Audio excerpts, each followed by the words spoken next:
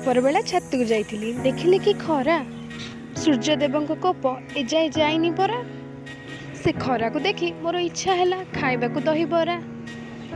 ଲାଗିଗଲି ମୁଁ କାମରେ, ତିଆରି କଲି ଦହିବରା ମନ ଖୁସିରେ। ଭୃସଙ୍ଗ ପତ୍ର, ଅଦା ସବୁକୁ କାଟିଦେଲି, ତାକୁ ବିରିୟାଣରେ ପକେଇ ଘାଣ୍ଟି ଦେଲି। ତାପରେ ବରା ହୋଇଥିଲା ଛଣା, ଆଉ ସେଥିରେ ଥିଲା ଗୋଟେ ଛୋଟ କଣା। ଶୁଖିଲା ଲଙ୍କାକୁ ଭାଜି ଗୁଣ୍ଡ କରିଦେଲି, ତାକୁ ଦହି ପାଣିରେ ପକେଇ ଗୋଟେ ବଡ଼ ଛୁଙ୍କ କରିଦେଲି।